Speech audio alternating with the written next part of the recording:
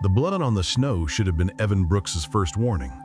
A crimson trail ran from the tree line to his porch steps, slicing through the white drifts like a wound. The Montana wind screamed around the cabin, a wild animal of its own, but all Evan heard was his heartbeat, steady, trained, the same rhythm that had kept him alive through 2 tours overseas. He tightened his parka, the old military one with the torn patch that still smelled faintly of smoke and gun oil, and stepped into the storm. At first, he thought it was a fallen bird, or maybe someone's lost hunting dog. Then the shape moved, a small black bundle half buried in the drift, whimpering so faintly it could have been the wind itself. Evan crouched, his knees popping, and brushed away the snow. Tiny paws, a muzzle, eyes sealed shut. It was no bigger than his hand and cold as ice. For a heartbeat, he just stared, paralyzed between instinct and reason. He hadn't spoken to another living creature in weeks, not since the last grocery run. Now he found himself whispering, "Hang on, little guy." The puppy, if that's what it was, barely stirred. He tucked it inside his flannel shirt, close to the heat of his chest, and stumbled back toward the cabin, boots punching holes in the snow. Inside, he lit the stove, stripped off his gloves, and wrapped the creature in an old towel from his army duffel. The smell of wood smoke and melting frost filled the air. He rubbed its tiny limbs, coaxing life back into them the same way he'd done for wounded soldiers on freezing nights long ago. "Stay with me," he murmured. The small body shuddered, then released a weak sound, half growl, half cry. Evan mixed warm water with powdered milk, the kind he used on long hunting trips. With a dropper, he fed the creature a few drops at a time. Gradually, the trembling slowed. By midnight, it was breathing evenly, curled near the stove in a nest of towels. For the first time in months, the cabin didn't feel empty. Outside, the blizzard raged, but inside there was a fragile rhythm, fire crackling, slow breathing, the pulse of something still alive. He sat back in his chair, exhaustion heavy but strangely calm. His therapist at the VA had called it post-traumatic hypervigilance, the way his mind never stopped scanning for threats. Yet now, all his focus rested on this little scrap of life. Maybe that was therapy in its own form. Maybe mental health treatment didn't always come in a bottle. When dawn came, the snow had buried his truck and muted the whole valley. Evan checked the towel nest. 2 small eyes, cloudy blue, blinked up at him. The creature stretched awkwardly, revealing paws that seemed far too large for its body. "You made it," he said softly. He hesitated before adding, "Guess I made it too." He brewed coffee, the bitter kind he'd learned to love overseas, and poured a splash into his mug, one of the few comforts that didn't trigger memories. The puppy, or whatever it was, sniffed at the steam and sneezed, wobbling toward him on clumsy legs. He laughed, a sound that startled him. He hadn't heard his own laughter in months. Outside, the storm eased, sunlight glinting on the frozen trees. The forest looked untouched, almost holy.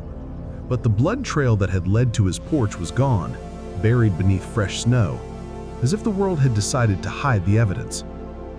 Later that afternoon, he wrapped the creature in a blanket and stepped outside to check the generator. The air was razor sharp. The puppy pressed against him, trembling. But when Evan crouched to adjust the fuel valve, it wriggled free and tottered toward the tree line. "Hey!" he shouted, stumbling after it. The snow came up past his calves, each step sinking deep. The animal stopped at the edge of the forest, nose twitching. It gave a low, almost guttural sound. Nothing like a bark, more like a cub's rumble. Evan froze, his hairs on his neck lifted. A branch snapped somewhere beyond the trees. Evan scanned the shadows, instincts snapping awake. In Afghanistan, that sound meant ambush. Here, it meant predator. The silence that followed was worse than any noise. He scooped the creature back into his arms and retreated toward the cabin. Behind him, something heavy moved in the woods, unseen. He slammed the door, locked it, and stoked the fire until the stove glowed red. That night, he couldn't sleep. The wind kept moaning against the windows, carrying faint, distant sounds. Scratching, a grunt, Or maybe just the shifting ice. The puppy stirred, making soft noises that sounded oddly similar. Evan lay on the couch, one arm draped over the edge near its towel nest.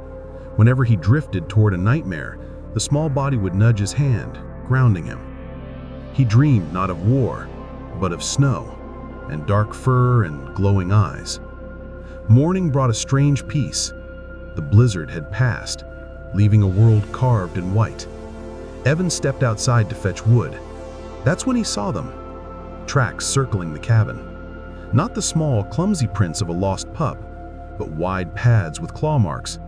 The prints came right up to the porch, then vanished toward the ridge. His stomach tightened. He glanced back through the window at the sleeping creature. Its tiny chest rose and fell, innocent, for now. He spent the next hours building a barrier around the porch, a reflex of old discipline. Control what you can. The repetition calmed him. As the day faded, he sat on the step watching the horizon bleed orange. The puppy crawled onto his boot, curling up as if it belonged there. Evan reached down, stroking the coarse fur that seemed darker than before, almost metallic in the dying light. "You and me, Cole," he said quietly. The name came from the color, black and shining, a spark buried in darkness. Far off, from deep within the timberline, a low call echoed across the valley. It wasn't a wolf's howl or a coyote's yip. It was deeper, older, resonant enough to vibrate in his ribs. The little creature lifted its head and answered with a tiny rumble of its own. Evan stared into the trees until the sound faded, then whispered to the night, "What the hell are you?" He didn't know it yet, but that question would follow him through every dawn and storm to come, through the months when Cole would grow beyond reason, through the moment when the government trucks would grind up his road, through every test of loyalty and fear that would force him to choose between the law and the only soul who had pulled him back from the edge.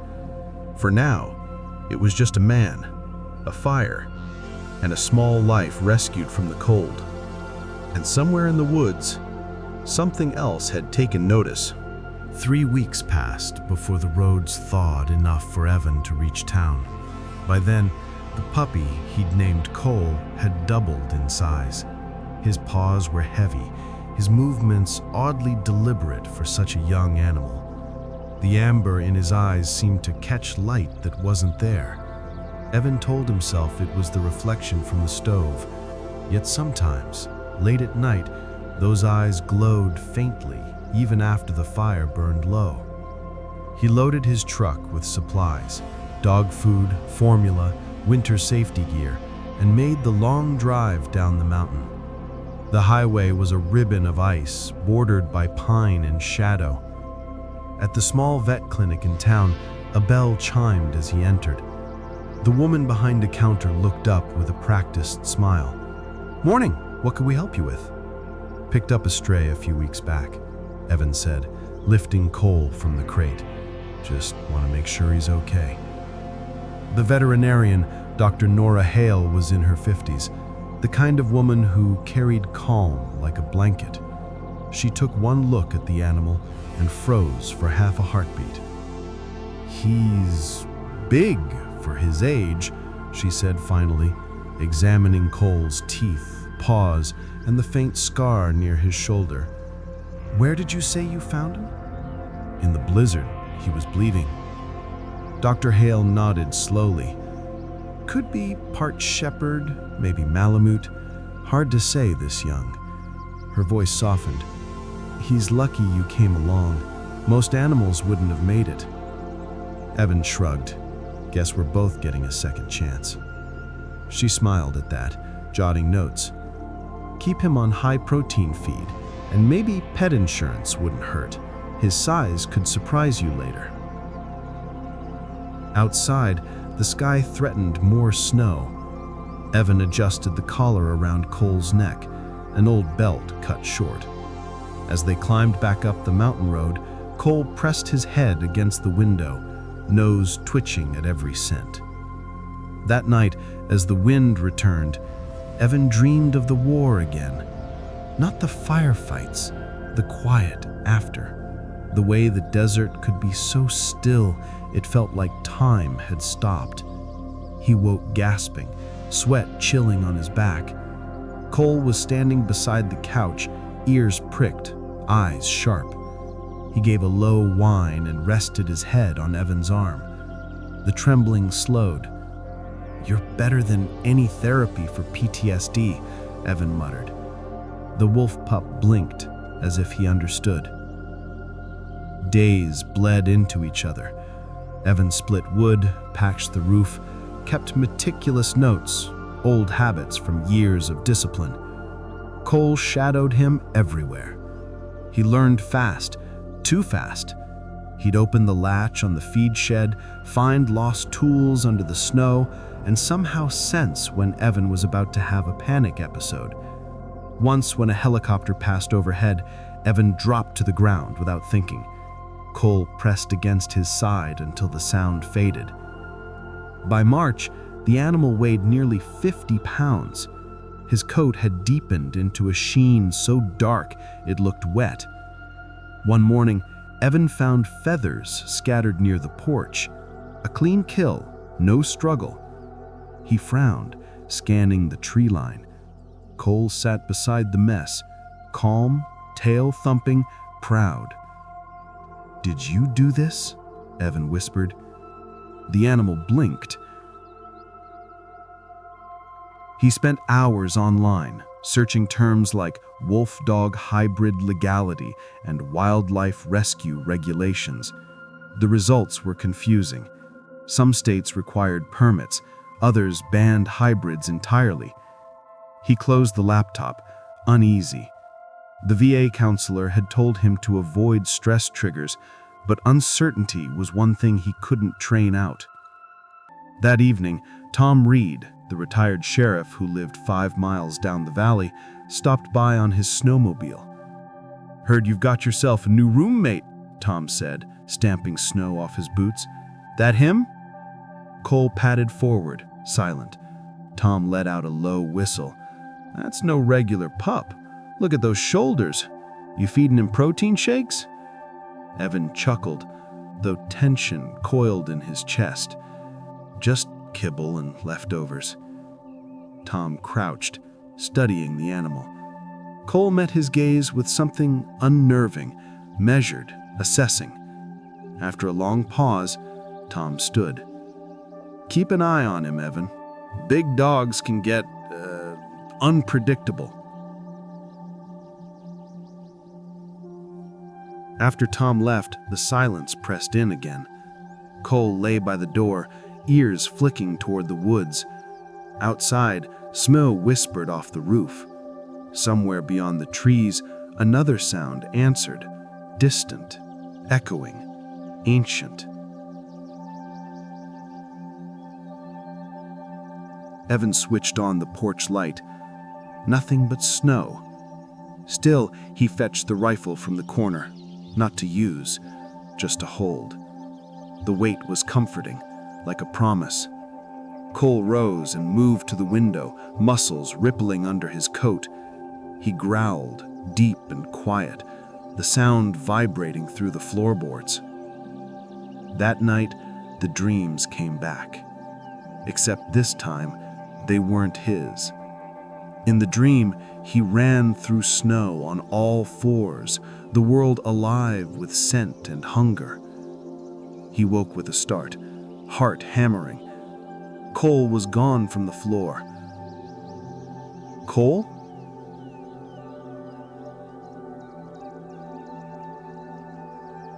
A shadow shifted by the door. The animal was standing there, staring out into the white world beyond the glass. The porch light caught his eyes burning gold. He turned slowly, gaze meeting Evan's, and for one terrifying instant, Evan could swear the look wasn't curiosity, it was recognition. Morning broke gray and silent. Tracks ringed the cabin again, large, deliberate, circling like a patrol. Evan followed them halfway into the woods before they vanished at a frozen stream. The prints weren't Cole's. He crouched, touching one with his glove. Larger, deeper. Wolf? Bear? Whatever it was, it had been watching. Back inside, Cole waited, calm as ever. Evan poured coffee, his hand unsteady. On the radio, a local news report mentioned livestock attacks near Glacier Park. Officials advise residents to secure trash and avoid leaving pets outside, the announcer said. Wildlife experts suspect a lone predator, possibly a displaced wolf. Evan turned to dial off. He looked at Cole, who was staring out the window again, tail flicking slowly. "You'd tell me if you knew something, wouldn't you?" he asked. Cole blinked once, then returned his gaze to the forest. That evening, when the wind rose again, Evan sat near the fire, rifle leaning against the wall.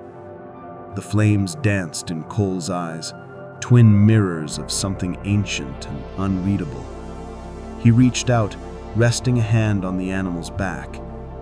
The fur was hot under his palm, alive with power. Outside, a distant howl answered the wind. Cole lifted his head, ears forward, and for the first time, he answered, not with a bark, but with a long, low note that carried through the night. The sound made Evan's skin prickle. He whispered, almost to himself, "You're not a dog, are you?" The fire popped, and Cole settled beside him, resting that massive head on his knee like nothing had changed. But out beyond the ridge, the echoes kept coming, dozens of voices layered in the dark, calling something home. By early April, the snow along the valley floor had begun to melt, revealing patches of brown grass and half-rotted leaves. For most people, spring meant renewal. For Evan Brooks, it meant exposure. The snow had been a blanket, quiet, concealing. Now the world was thawing, and with it came sounds he hadn't heard all winter. Cracking branches, shifting ice, and the far-off yips of predators on the move. Cole was no longer a puppy. He stood nearly to Evan's waist, his coat black as motor oil, his gait smooth and silent. Each week, Evan told himself the growth would level off, but it never did. What unnerved him most wasn't the size, it was the grace.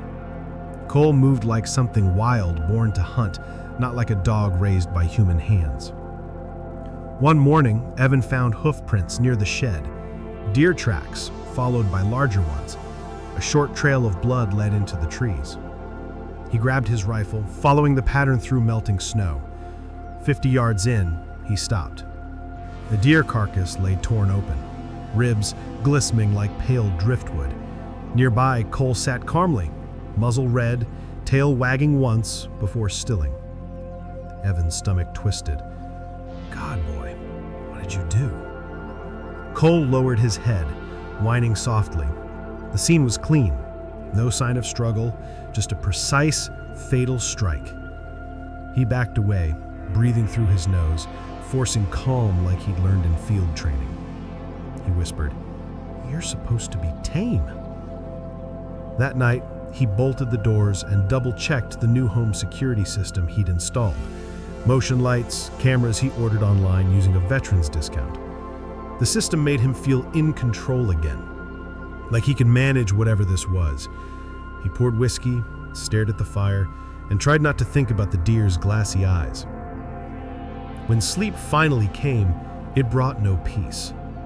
He dreamed of running again, through forest shadows, lungs burning, the taste of blood thick in his mouth. A shape moved beside him in the dream, black, fast, familiar.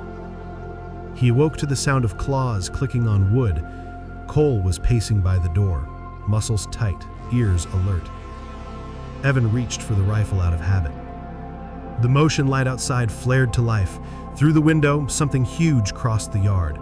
Too big to be a coyote, too heavy for a deer. The camera feed flickered on his phone.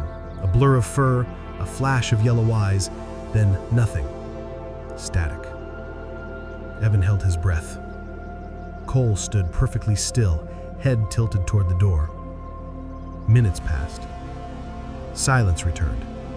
Then a low sound came from the woods, half howl, half call.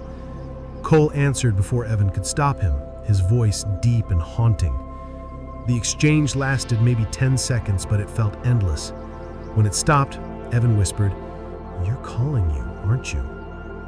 The next morning, Tom Reed stopped by again, carrying a sack of supplies. "Heard wolves down near Glacier Ridge," he said, handing over coffee and canned goods. "Big ones. Folks are nervous." Evan hesitated. "Wolves, huh?" Tom eyed Cole, who was lounging by the woodpile like a black shadow come to life. "You sure that ain't one of them?" Evan forced a laugh. He's, different, but he's mine." Difference one word. Just watch yourself, Evan. A wild thing is only tame until it remembers what it is. After Tom left, Evan found himself staring at Cole for a long time. The animal's chest rose and fell slowly, eyes half closed, the picture of calm. Yet there was a distance in him now, a watchfulness that felt almost human. Over the next week, the killings spread. Radio chatter spoke of missing livestock, ranchers claiming something too smart for traps. Wildlife conservation officers warned residents to secure garbage and livestock pens. Evan turned up the volume, trying to convince himself the reports weren't connected. Cole stayed close but restless, pacing the yard at night, ears tuned to something far away. Then came the night of the scream. It was just after midnight. The generator hummed steady, the fire dying low. A cry tore through the forest, high, panicked, unmistakably human. Evan was on his feet before the echo faded. He grabbed his flashlight, rifle, and a flare. Cole followed without command. The cold hit like a slap when they stepped outside. The sound came again, weaker. Evan pushed through brush and frozen mud until he found her, a woman sprawled beside an overturned snowmobile, leg twisted, blood staining the ice. She looked up, dazed. "Please, help." "I've got you," Evan said, kneeling. "You're safe now." Behind him, Cole circled, hackles raised. His body was rigid, staring into the darkness. "Is that a dog?" Evan almost smiled. "Something like that." He stabilized her leg with a makeshift splint, called emergency services on his satellite phone, a necessity the VA had recommended for remote living under their Veteran Mental Health Recovery Program. The dispatcher promised a helicopter in 20 minutes. But before help arrived, something moved at the edge of the clearing. Evan turned, rifle raised. Eyes gleamed. 6, maybe 8 of them, hovering just beyond the beam. Wolves. A pack. Large, silent, circling. "Stay behind me," he said, his breath steaming in the freezing air. Cole stepped forward, shoulders low, a sound rolling from his chest that was neither bark nor growl. The wolves froze. Evan could feel the tension humming through the ground itself. Then, incredibly, the alpha lowered his head, a gesture of recognition or submission. The others melted back into the dark, snow falling softly over their tracks. The woman stared, wide-eyed. "What was that?" "Something I don't understand," Evan said quietly. By the time the rescue chopper arrived, the clearing was empty except for them. The paramedics loaded the woman aboard, thanking Evan for his quick response and suggesting he enroll in a wilderness first aid course since he clearly had a knack for it. He just nodded, eyes fixed at the trees. Back at the cabin, Cole lay by the fire, calm again, breathing slow and deep. He poured coffee instead of whiskey this time. He'd saved a life tonight, but so had Cole, or something inside him. The look the pack had given him wasn't fear. It was acknowledgement. He sat beside the wolf dog, resting a hand on his massive head. "You saved us all, didn't you?" he murmured. Cole's tail thumped once, lazy, content. But outside, beyond the ridge, a single answering howl broke the calm. Low, commanding, ancient. Coles flicked his eyes toward the sound. Then, with a slow exhale, he closed them again as if pretending he hadn't heard it. Evan whispered. "Don't answer." Cole didn't. But deep in the woods, the voices gathered anyway. This time closer and louder, like a promise the forest would soon collect its own. The helicopter's echo faded days ago, but its noise still haunted Evan's ears. He'd saved a woman's life, but what she saw, that moment when the wolves bound to Cole, couldn't be explained. He told himself she'd been in shock, maybe hallucinating. Yet deep down, he knew what she saw was real. Spring slid into the valley, washing away the last of the snow. Rivers swelled, trees budded, and the forest breathed again. For most people, it meant relief. For Evan, it meant the world had nowhere left to hide secrets. He patched the cabin roof, fixed the generator, and tried to pretend life was normal. But every morning, new prints appeared along the property line. Large ones, Cole's, and others. Tom Reed came by one afternoon, wearing his old sheriff's jacket and that look of cautious concern. "You've got company out there," he said, nodding toward the tree line. "Tracks all over the ridge. Some of the ranchers are losing calves again. Folks are saying wolves are back." He poured him coffee, dark and bitter. "Wolves don't come this far south," he said automatically. Tom shrugged. "That's what they said before." He glanced toward the porch, where Cole was stretched in the sun, massive and still as a statue. "You're keeping him penned at night?" "He stays close, never strays far." Tom didn't answer. His eyes lingered on the animal too long before he finally said, "Look, people talk. They see something big, black, and moving at dusk. They'll connect dots whether they fit or not. Maybe set up a camera system. Protect yourself before rumors turn into trouble." Evan nodded, though his stomach tightened. That evening, he ordered new motion cameras and a wireless home surveillance system, a bundle deal promoted under emergency preparedness training discounts. Installing it gave him something to focus on besides the tension crawling beneath his skin. Cole watched silently as Evan mounted the cameras around the cabin, the animal's golden eyes following every screw and wire. Sometimes Evan swore Cole understood the purpose. He never got in the way, never barked, just observed, like an engineer memorizing blueprints. A week later, the footage began showing things Evan wished he hadn't seen. At first, it was shadows, blurs of movement just outside the motion range. Then one night, clear shapes appeared. Wolves. Half a dozen, circling the yard. Their eyes flashed silver in the infrared light. Cole stood on the porch in the background of the clip, perfectly calm, staring back at them. They didn't attack, they just waited, as if expecting him to join. When Evan confronted Cole the next morning, the wolf dog lowered his head, but didn't move away. "What are they to you?" Evan whispered. Cole blinked, slow, unreadable. Later that day, Dr. Nora Hale called from the clinic. "Hey, just checking in. I've been reading up on large breed development. You said your dog's still growing?" Evan hesitated. "Yeah. Too fast, maybe." "Bring him in for a checkup," she suggested. "I can run some DNA analysis. Helps rule out health issues. There's funding for it through a wildlife research grant, so it won't cost you." Evan agreed, though unease churned in his gut. When he brought Cole to town, the clinic staff stared openly. Cole filled the doorway, tail brushing the floor, muscles rippling beneath his thick black coat. Dr. Hale examined him in silence before murmuring, "Evan, this is extraordinary. His bone structure, teeth. This isn't standard canine development." "What are you saying?" "I'm saying we need answers," she said softly. "But whatever he is, he trusts you. That's rare." Evan drove home under a bruised sky, the road glistening from fresh rain. Cole rested his massive head on the window ledge, eyes watching the passing forest.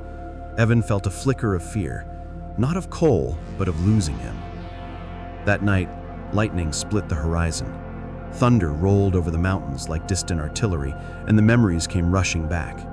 Sirens, sand, the metallic taste of dust. He gasped awake on the couch, heart pounding.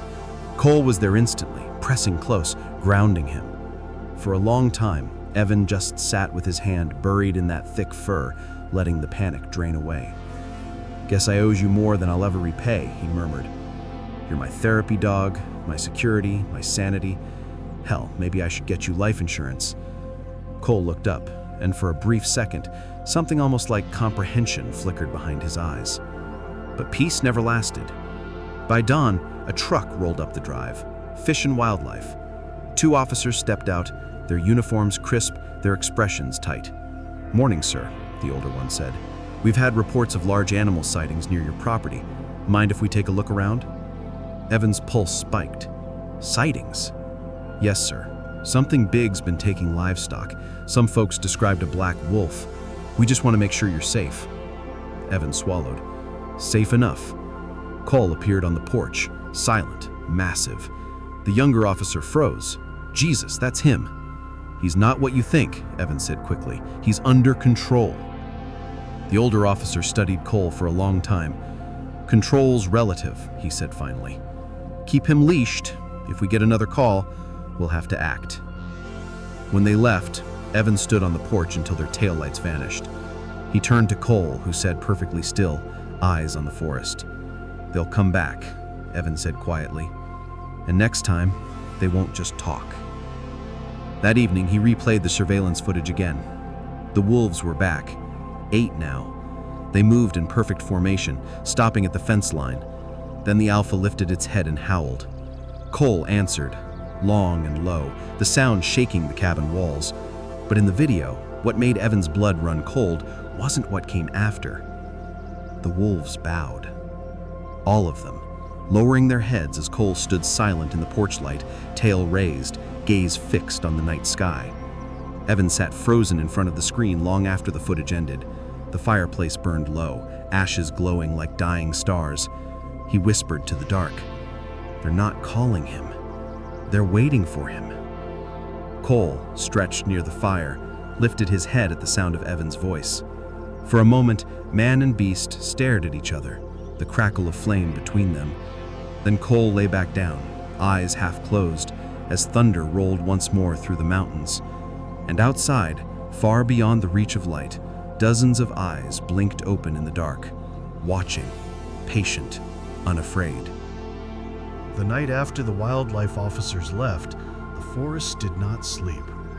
Every sound outside the cabin carried a rhythm, footsteps circling, branches breaking, low calls that echoed in patterns too deliberate to be random.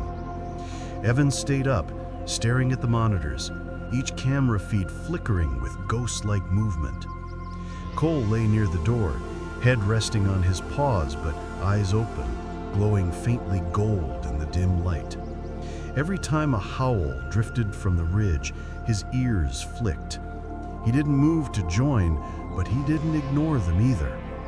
Evan whispered, "Stay with me, boy."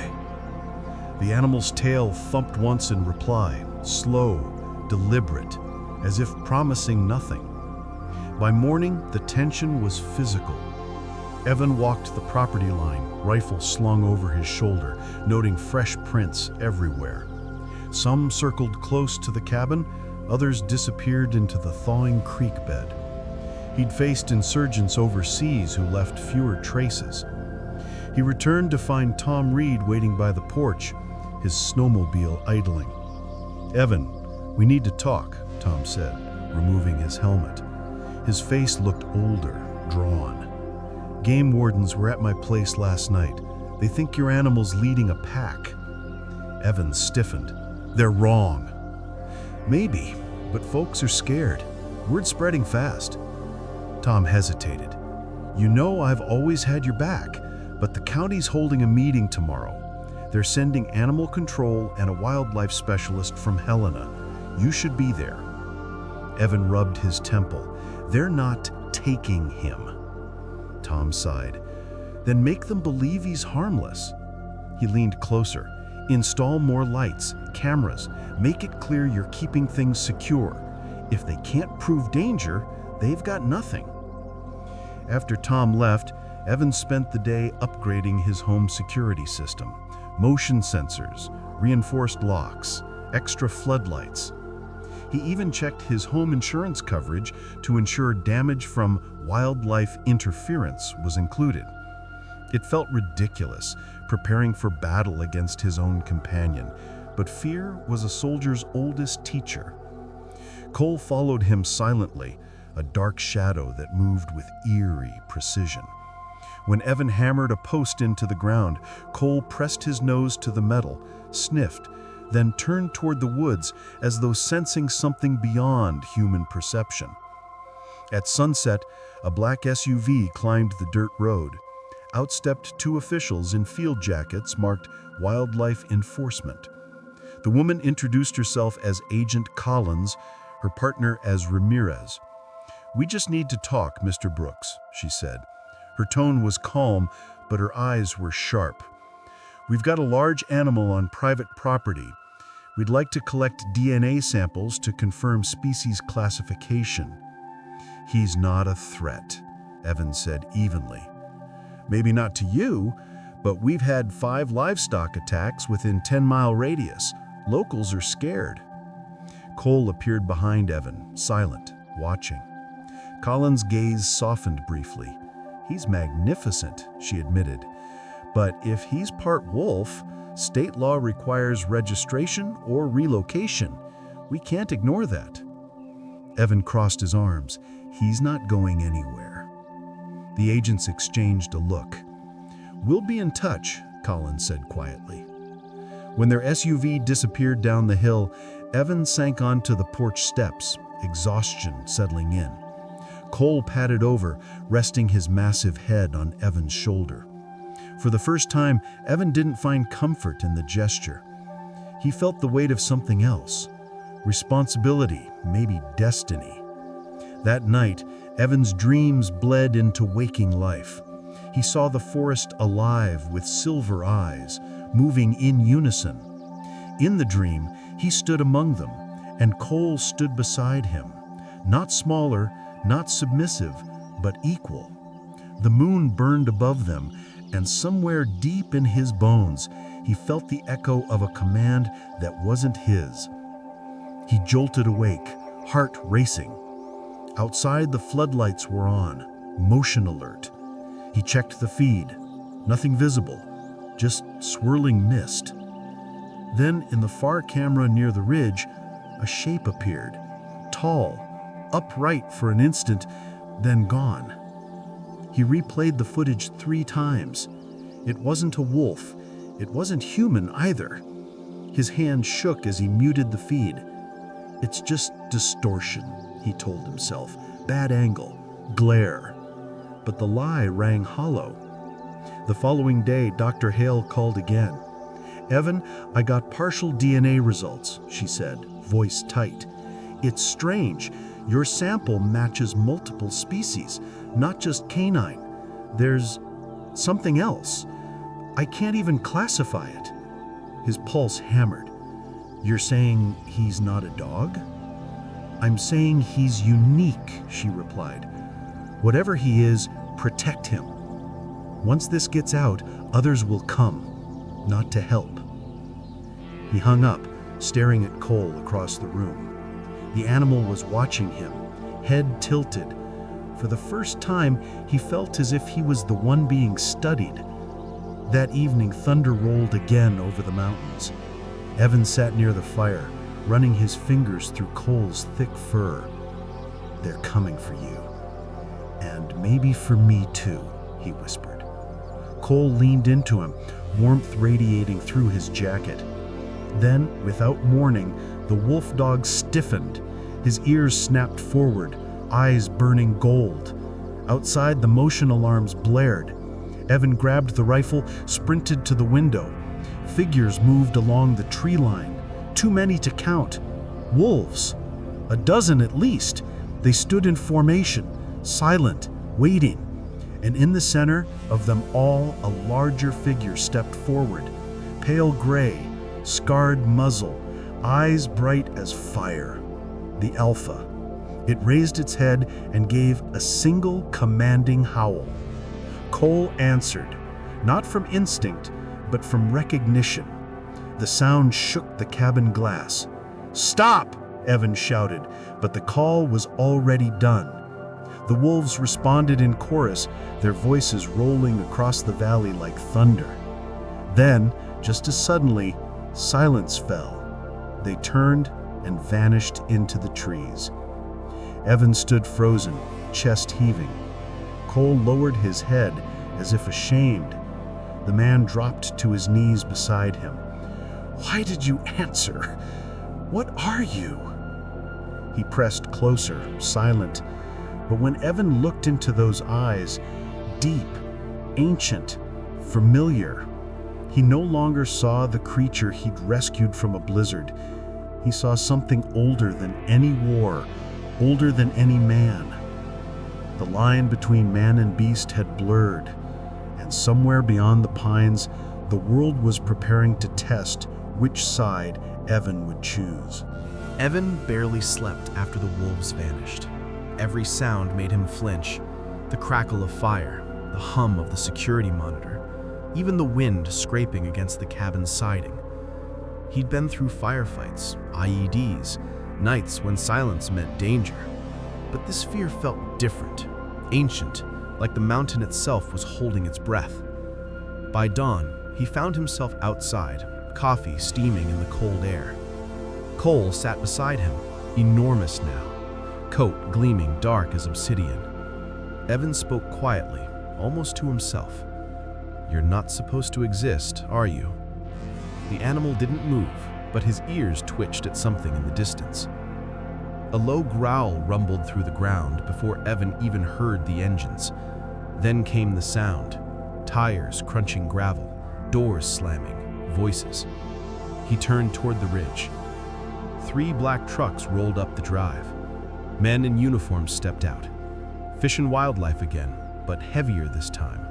Bulletproof vests, tranquilizer rifles. One wore a body camera blinking red. Agent Collins approached first, expression hard, but not cruel. "Evan Brooks, we have an order from the state. We need to take the animal in for containment and testing. There's been another attack. 2 horses dead outside town." Evan's pulse roared in his ears. It wasn't him. "We just need to make sure." He stood his ground. "You can't take him. He's not some specimen." Behind him, Cole arose, silent as smoke. The air shifted. Collins lifted a hand toward her team, signaling them to hold. "Evan," she said gently, "you know what this looks like. We can't ignore it. Help us do this right." The wolf's earlier howl echoed faintly through the valley, distant but clear. Cole's head snapped toward the sound. Muscles rippled beneath his coat. Evan saw it, the pull, the instinct. It terrified him more than any weapon. "Stay," he whispered, voice breaking. The first tranquilizer dart hissed before he could react. It struck the porch post inches from Cole's shoulder. The animal leapt sideways, snarling, eyes blazing gold. I shouted, "Stop! You'll make him fight!" But another dart whistled through the air, grazing Cole's flank. Chaos exploded. Cole lunged, not at the men, but at the open space between them, fast, precise, impossibly strong. The team scattered, one shouting into a radio for emergency medical services backup. Collins fired another dart, but it hit a tree trunk.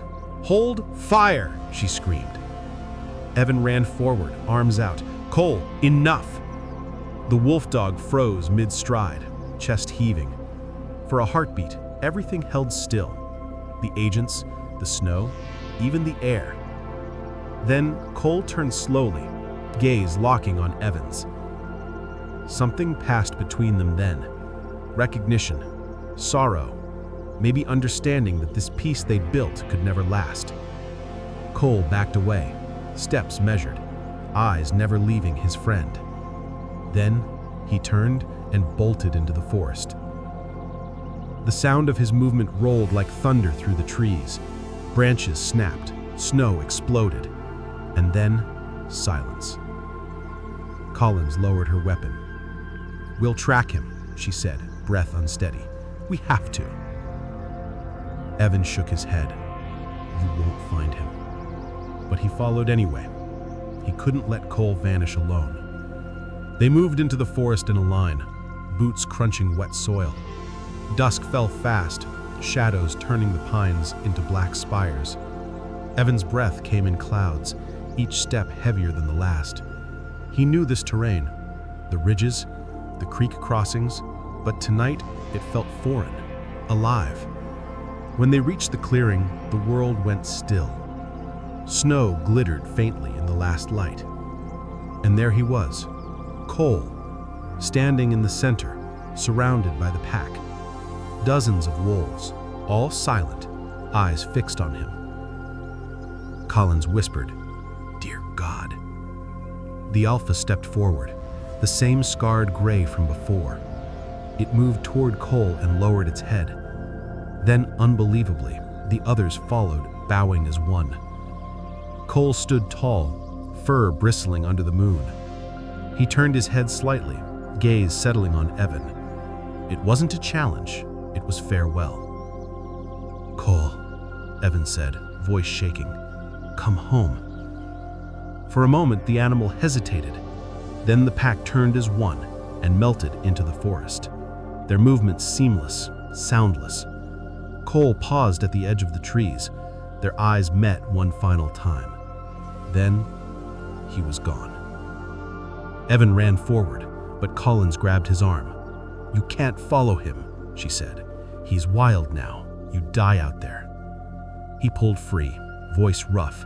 "He's not wild. He's mine." But even as he said it, he knew it wasn't true. Some things couldn't be owned. They searched until dawn, finding only paw prints leading up the ridge and vanishing at a cliff's edge. No blood, no trail, just wind howling through the trees. Back at the cabin, the silence felt unbearable. Evan turned off every monitor, every sensor light. The empty house pressed on him like a weight. For the first time in months, he called his VA counselor, a number he hadn't dialed since winter. "It's me," he said when the voice answered. "I think I need that PTSD counseling for veterans after all." The counselor's tone was warm, steady. "That's a good start, Evan. You're safe now." Safe. The word echoed through the cabin, meaningless. Outside, dawn spilled over the mountains, pale and cold. Evan sat by the fire, staring at the doorway where Cole had once slept. He thought about everything the animal had given him: companionship, courage, a reason to wake up. Maybe that was the real miracle, not the mystery of what Cole was, but what he'd made Evan remember. That life, no matter how broken, could still find loyalty in the wildest places. He whispered into the quiet, "Take care of him wherever you are." And from far away, carried on the morning wind, came a faint, haunting sound, a single howl, low and steady, rolling across the valley like a promise that neither of them was truly alone. The mountains were quieter without him. Even the birds seemed to notice, their morning songs softer, cautious. It had been 3 weeks since Cole vanished into the forest with his pack, and the cabin felt like an empty shell now. Walls that once echoed with his low growls and the steady rhythm of his breathing by the fire. Evan had tried to convince himself that this peace was what he needed, that healing demanded solitude, but silence had never felt so heavy. The state wildlife officers had long since closed their case. The official report said animals successfully reintegrated into native habitat. Unofficially, Collins had left him a note on government letterhead that simply read, "He's where he belongs. You helped him get there." Evan kept that note tucked inside his wallet, right beside the dog tag from his old platoon. Each night, he would step out onto the porch and wait. Sometimes he thought he heard something, the snap of a branch, the brush of paws through snow. But the sounds always faded. His security lights caught only drifting fog and the slow swirl of snowflakes. He'd leave scraps of meat out by the edge of the woods anyway, though the crows usually got there first. The therapist from the VA called twice a week now. It had started as routine online therapy for PTSD, but the voice on the other end had become an anchor. They talked about loss, about guilt, about the strange grief of loving something wild. The counselor once said, "Sometimes the hardest part of healing isn't letting go, it's learning that love can survive distance." Evan thought about that a lot. The news stories wouldn't stop either. Someone had leaked the footage from that chaotic night, the trucks, the shouting, the glimpse of Cole before he vanished. It spread like wildfire online. Talk shows debated whether he was proof of animal intelligence or human arrogance. Wildlife conservation groups cited him in arguments about interspecies empathy. Even wildlife conservation programs offered funding to study the bond between humans and predators. Evan wanted no part of it. He turned down interviews, ignored sponsorship offers, even refused a deal from a major home insurance coverage company that wanted to feature his wolf encounter survival in a commercial about natural disasters. He wasn't a story. Cole wasn't a mascot. But Montana was changing around him. Hikers came to the valley, hoping to hear the Black Wolf's song. Trail cameras caught glimpses of a massive dark figure running the ridgelines, eyes glowing gold in the night. Some called him Ghost, others called him Guardian. Evan called him Family. He began to rebuild, piece by piece. He upgraded the cabin's wiring, added a small home solar energy system so he could disconnect from the noisy world for good. The structure still bore claw marks on the porch, scars he refused to sand away.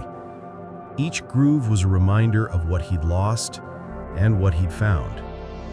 Tom, his old friend and neighbor, visited once a week. He brought supplies, jokes, and quiet understanding. One evening as they sat by the fire sipping whiskey, Tom asked, "You ever think about getting another dog?" Evan smiled faintly. "That'd be like replacing a ghost, wouldn't it?" Tom shrugged. "Maybe not replacing, maybe honoring." That night, Evan dreamed again. He was standing in the same clearing where Cole had disappeared. The pack surrounded him, eyes glimmering like stars. Then Cole stepped forward, larger, stronger, his coat now streaked with silver. He didn't speak, but Evan heard the words anyway, clear as the wind. "You're still part of my pack." When he woke, the first light of dawn was seeping through the windows. And there it was, tracks in the snow just beyond the porch. Massive, distinct, fresh. Evan's breath caught. He stepped outside slowly, heart hammering. The prints circled the cabin once, then led toward the tree line and vanished. But something else gleamed there in the frost. A single black hair caught on the fence. He knelt, touching it gently.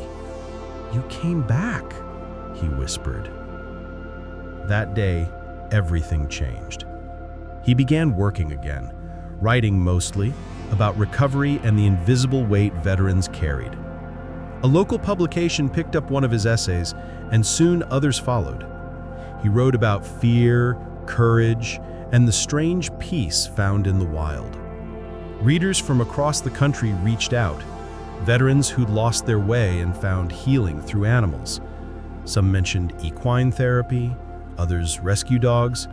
A few even started a petition to fund veteran mental health services through wildlife programs. Evan wanted no part of it. He turned down interviews, ignored sponsorship offers, even refused a deal from a major home insurance coverage company that wanted to feature his wolf encounter survival in a commercial about natural disasters. He wasn't a story. Cole wasn't a mascot. But Montana was changing around him. One morning, while chopping firewood, he heard it. A low, familiar sound drifting from the ridge. Not close, not near, but unmistakable. A howl. Then another. joined by several voices weaving through the valley like music older than language itself. Evan dropped the axe. He didn't move, didn't breathe, just listened. The sound wasn't sad this time. It was strong, confident, alive. He closed his eyes and smiled. "Good boy," he murmured. Days turned to weeks, and the howls continued, always at twilight, always from the same direction. Evan began to mark the times, mapping them like constellations. Each one reminded him that connection didn't vanish just because the world demanded separation. Some bonds, like the mountains or the moon, simply changed shape. He never saw Cole again up close, not really. Once maybe, through binoculars at dawn, an enormous black shape standing on the ridge, framed by rising mist. But that was enough. The local wildlife rangers eventually closed their monitoring case, labeling the black wolf's presence as stable and non-threatening. Collins sent him a final email with a brief line, "Looks like he's leading the pack now." Evan read it twice, then looked out the window toward the mountains. "Of course you are," he said softly. He knew then that his story wasn't about loss or fear anymore. It was about survival, about the courage to love something that could never be tamed. And in that realization, something inside him healed for good. As the first snow of the new winter began to fall, Evan sat on the porch with his journal and a cup of coffee. He wrote one last note beneath the firelight. "Sometimes the ones who save us don't stay, but they leave us stronger than before." Somewhere in the distance, faint but unmistakable, a howl answered, steady, deep, and proud. It echoed off the mountains, carrying through the night like a benediction, like a promise that love, once given, never truly disappears. And when the sound faded, Evan finally whispered, "I'm home." Winter came early that year. The storms rolled down from the Canadian border like a living thing, wind clawing through the valley, trees bowing under the weight of snow. For Evan, it felt familiar, almost comforting. He'd learned to measure life by the rhythm of the seasons, the thaw, the bloom, the quiet. But this winter carried something different, something final. He stood on the porch one evening, bundled in his old military jacket, watching flakes drift through the cone of the porch light. The forest beyond was silent. He hadn't heard Cole's howl in nearly a month. The silence worried him, but he told himself that was how the wild worked. Nothing stayed predictable forever. The local ranger station had sent word of new wolf pups spotted near Glacier Park, one of them completely black. The report made the rounds among wildlife protection law circles and conservation blogs. People speculated it was Cole's offspring, but Evan didn't need a DNA test to know. The timing, the description, it all fit. His old friend had passed something on, life continuing the way it was meant to. Inside the cabin, everything was simpler now. He'd insulated the walls, repaired the old wood stove, and finally installed a solar energy system to keep him off the grid. Bills were lighter, the quiet deeper. Sometimes he'd chuckle at the targeted ads that reached his inbox: life insurance for seniors, home security systems, financial planning for retirement, as if some algorithm had sensed the peace he'd finally earned. He didn't feel old, not really, just settled. The following morning, he received an unexpected letter. It came from a wildlife research foundation in Wyoming. They'd read his essays about trauma and recovery and wanted him to speak at a veteran outreach conference, sharing how nature and animals could help heal unseen wounds. Travel, hotel, everything covered. Evan almost laughed. Public speaking? Him? But the thought of telling Cole's story honestly, openly, felt right. 2 weeks later, he stood behind a podium in a modest auditorium filled with veterans, doctors, and counselors. He spoke without notes, about fear, about isolation, about a creature who had refused to let him stay broken. He said, "The truth is, healing doesn't come in the ways we expect. Sometimes it doesn't come from people at all. Sometimes it comes from something that looks at you and doesn't ask for an explanation. That's what that wolf gave me." When he finished, the room was silent. Then applause rose. Not loud, but deep, respectful. Afterward, a few veterans came up to him quietly, one by one, to share their own stories. A man who'd found peace working with rescue horses. A woman who'd adopted a retired police dog that now slept beside her every night. And one young soldier who whispered, "Sir, you gave me hope." That night, alone in his hotel room, he opened his laptop and joined an online therapy session for the first time in months. The counselor smiled when she saw him. "You look better," she said. "I think I am. It's funny, I thought I was the one who rescued him, but looking back, he rescued me." She nodded. That's how healing works. It rarely goes one way. When he returned home, the valley felt different, lighter somehow. The snow had begun to melt along the lower slopes, leaving streaks of green and silver. The air smelled of pine and thawing earth. Evan spent the next few days tending to small chores, fixing the roof, splitting wood, adjusting the home security system's sensors. Routine, simple things that made the world feel stable again. But on the fifth morning, something drew him toward the ridge. He didn't know why. Maybe instinct, maybe memory. He walked for over an hour, climbing higher until the air turned thin and sharp. When he reached the clearing, the same one where Cole had disappeared nearly a year before, he stopped cold. There, lying half buried in snow, was a small, smooth stone. Not remarkable except for the single black hair frozen beside it. He knelt, brushing it free, and for a long moment he just stared. He didn't cry, not exactly, but the weight in his chest loosened, and the air seemed easier to breathe. "Guess you couldn't resist checking in one last time," he whispered. The wind shifted, carrying a sound, faint, almost imagined, a low, resonant howl that rolled down the mountainside like thunder softened by distance. It wasn't close. It didn't need to be. Evan stood, eyes scanning the horizon. The snow, the trees, the peaks, all blurred into one endless stretch of light and shadow. And for the first time, he didn't feel alone. He walked back to the cabin slowly, every step steady. Inside, he brewed coffee, sat at his desk, and began writing again. Not about loss this time, but about what came after. About forgiveness, about survival, about how some love stories never end. They just change form. That night, he stepped outside once more. The moon hung low, pale and full, casting the world in silver. Somewhere out there, beyond the reach of sight, Cole and his new family were running through the snow, wild and free. Evan lifted his head and let out a soft, shaky laugh. Then, quietly, he howled.